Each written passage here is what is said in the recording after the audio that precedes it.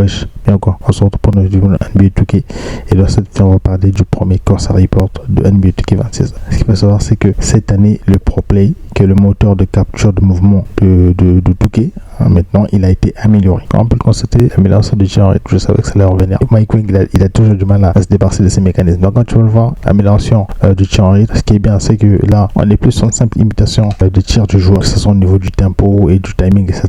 On ne va plus imiter les animations caractéristiques de chaque joueur NBA, comme on faisait stick au bas, etc.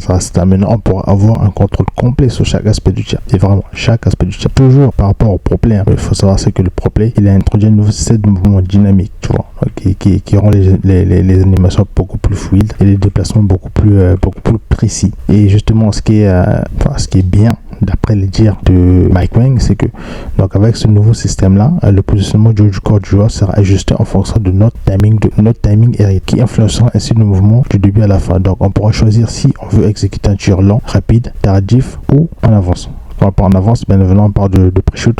Donc le ProPlay est beaucoup plus complet. Avec le ProPlay, c'est pas juste une question de je vais tirer, je veux matcher le tempo et le timing, etc. C'est beaucoup plus complexe ça. Et tout ça, ça sera contrôlé via ta manette.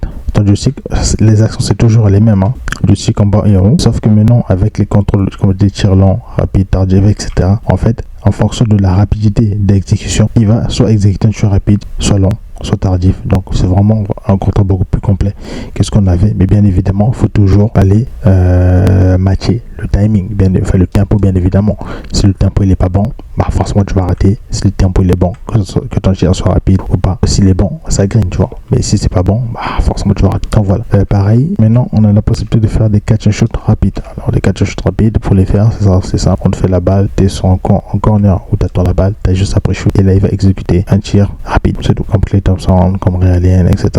Voilà. Futur plutôt intéressant, même si avant, pour faire ce genre de truc là, il fallait il fallait que ton adversaire soit à côté de toi pour que tu dégaines vite. Mais là vraiment tu as vraiment le contrôle sur le tir. Intéressant à voir dans la pratique ce que ça donne réellement. Maintenant ce qui concerne le tir, on connaissait déjà les tirs signatures. Maintenant il y a les signatures des tirs au poste qui vont t'introduire sur le 26. Bien évidemment, ça c'est tout ce qui va concerner les jeux au poste, contrôle, que ce soit des postes fade, des postes hook, etc.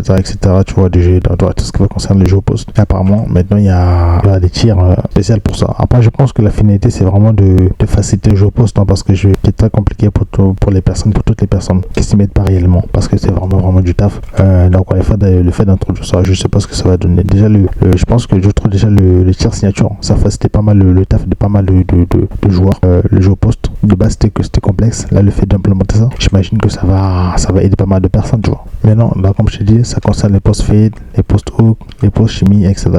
Maintenant en ce qui concerne le layup, comme je l'avais dit dans ma précédente vidéo, le timing sera actué par défaut. Donc il faut la timer ses layups. Donc bien évidemment s'assurer que pour toutes les personnes qui font du Mac carrière, d'avoir un bon niveau de layup, bien évidemment. Là ça sera activé par défaut et ça, on ne pourra pas le désactiver, ça c'est sûr. Maintenant ce qui est sûr, il y a un autre truc qui a été introduit, c'est que maintenant on aura des custom layer packages, bien évidemment toujours plus de WC à dépenser, parce qu'avant on avait un package qui avait plusieurs animations.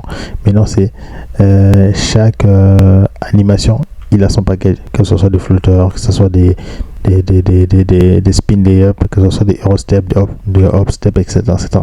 Maintenant chaque catégorie de layup il aura sa propre catégorie, ce qui fait qu'on pourra choisir par exemple un layup normal de SG, on pourra prendre un flotteur comme on peut le voir à Toluca par exemple, ou un hero step de James Harden, on pourra combiner tout ça. Maintenant concernant les layup, il sera possible de faire des hero step ralenti. Pour certaines, je ne sais pas quoi ça correspond. En gros c'est une espèce de layup où tu accélères et puis tu t'arrêtes d'un coup et tu fais ta finition, tu vois. C'est un truc ça actionnable quand tu fais un layup normal. Après tu appuies sur L2 pour stopper ton animation et puis faire ton layup, quoi. En gros c'est juste un truc qui permet d'aller chercher la faute en vrai. En NBA suite à ça, il y a Antonio Dante qui est champion ça, qui a coupé ça chez Luka Doncic, parce que de base c'est vraiment lui qui l'a popularisé ce layup là, c'est Eurostep là. En ce qui concerne les alley-oops, alors les alley-oops ils sont randomisés. Par défaut on appuie sur carré ou X pour les faire. Maintenant en fait ça sera une touche aléatoire, soit carré, soit X, soit triangle, soit cercle, etc.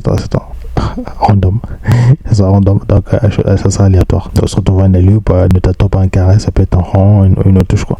Donc cette partie. Mais en ce qui concerne le mécanique du tir, bien évidemment, j'en avais déjà parlé, mais on reste sur le même. Ça va être du timing pas rien. D'ailleurs la chose elle est pas mal.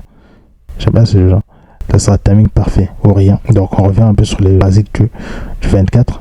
Il faudra faire un timing parfait pour voir son timing, pour sentir entrer dans tous les modes du jeu, que ce soit le théâtre, le pari, le 35, le matching, etc.